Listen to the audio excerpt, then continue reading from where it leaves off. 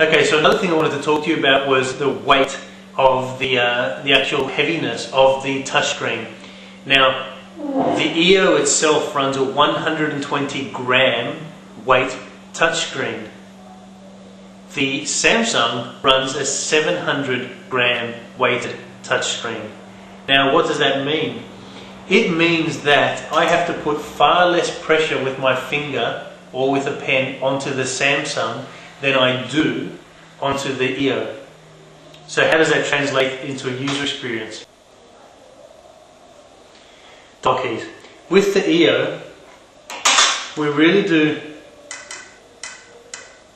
need to give a good shove in order to get dial keys happening. Now, I'm pretty strong with my thumbs and I'm also had a lot of practice. But when it comes to dial keys with the Samsung, let's just call that up.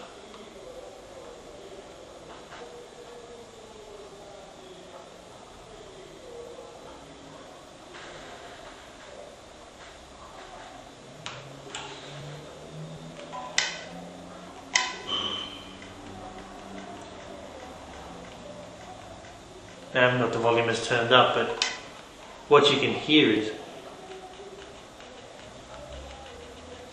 I'm putting much less pressure on that screen in order to get dial keys working than I am on the EO. 700 grams of weight in order to get an XY coordinate on this device, 120 grams of weight to get an XY coordinate on the EO. So definitely, if you're going to be doing a lot of typing via dial keys, Samsung is the better device. How does the weight of the screen translate to handwriting? Now, here's what's interesting. This needs more push to get an XY coordinate. Therefore, handwriting on the EO seems to be a better user experience. So when I can actually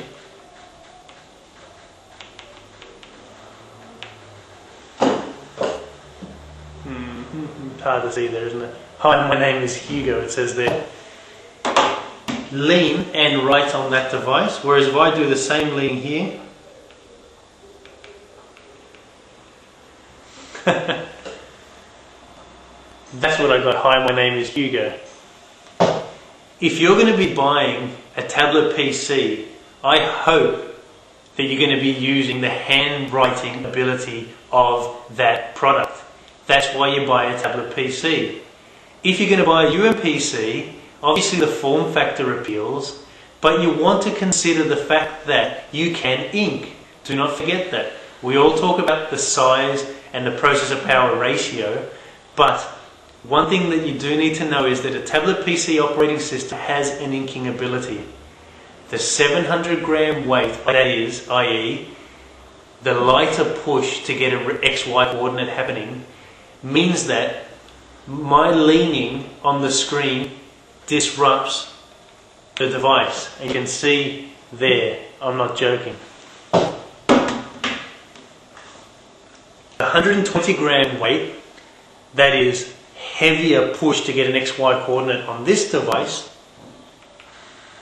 Let me lean like I did.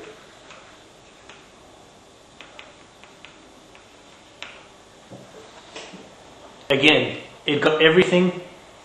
My leaning palm and my leaning pinky did not disrupt the screen because it's expecting a bigger push for that XY coordinate. The pen is providing that push.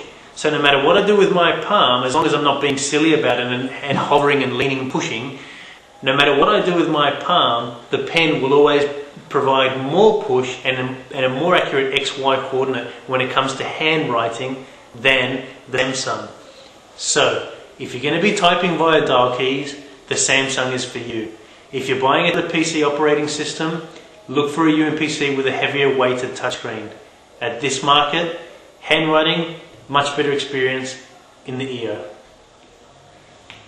Now, one thing that I do like about the Samsung Q1 is its speakers. The speakers themselves do pump out quite a bit of sound for such a little device. Now I've put on a movie and I've got just the speakers, both system and Windows Media Player speakers, to about half level. You can hear, I mean, they do quite well. It makes the Samsung quite a fun multimedia experience. So for taking to bed and watching a movie or streaming some media from a server or downloading your favorite podcasts and listening to them, it makes the user experience a little more fun. I mean, you can hear. I've just turned up the volume a little bit. I've gone forward a couple of chapters. And the user experience as far as audio goes and visual, the screen is doing quite a good job. It's quite good.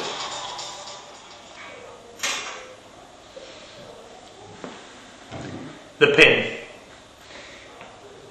I hate to say it, but Samsung has provided the absolute worst pen available in a portable device today. It's not only flimsy, it's thin, it's ugly, and it has no extendability and very little usability. I've got fairly large hands and the pen seems to drop away from me. It's just all that too small for what I need to do. Now, I'm not a big fan of either pen because they're fairly small pens. You can't get excited about a pen. But the EO pen is metal. It has an extension so you can open it up.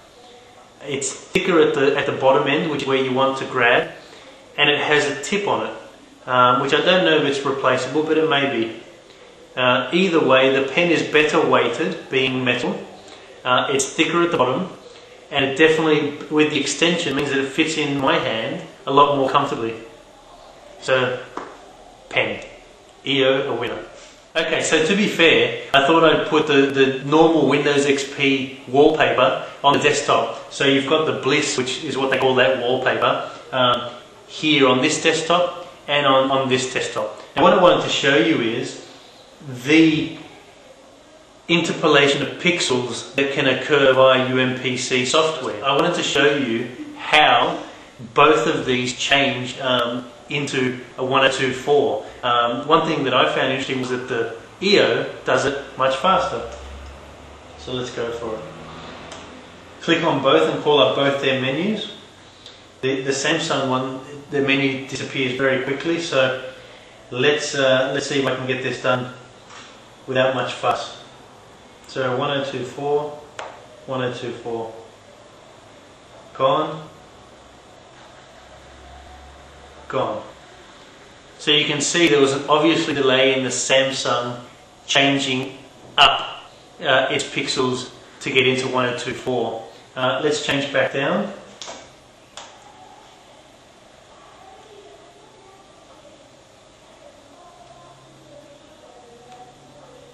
And I'll actually push Samsung first. There. So I actually pushed Samsung first because the menu keeps dropping out, so I thought I'll grab that first. You can see that there's added advantage in flicking through resolution in the EO. Hands down, for me, the Samsung is the multimedia player that I've been longing for. It allows me to use internet, use operating system, and work with the product. And still get a very nice audio visual experience. For me, the EO, however, for a productivity tool, is the ultimate machine in today's UMPC market. I've only been able to get my hands on these devices in the Australian market, the only two that are currently here. Samsung is not shipping in Australia, the EO is, and this is as of today. As a productivity tool, the EO, with its joystick, with its buttons for mouse clicks and up and down page scrolls, I find that it's a much better productivity tool. This has been Hugo from the Uber Tablet blog. Thanks for joining me.